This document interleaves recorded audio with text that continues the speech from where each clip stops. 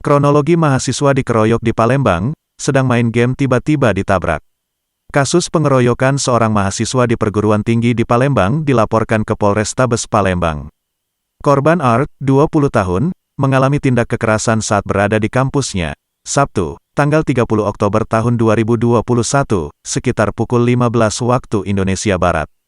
Atas kejadian tersebut, korban telah membuat laporan polisi di SPKT Polrestabes Palembang. Kasih Humas Polrestabes Palembang Kompol Abu Dhani membenarkan adanya laporan tersebut. Kejadian bermula ketika korban sedang duduk dan bermain game mobile bersama 3 orang temannya. Lalu tiba-tiba 2 orang pria yang tidak dikenal mendatangi Art sambil berkata, "Kau ngapo? Kau kenapa?"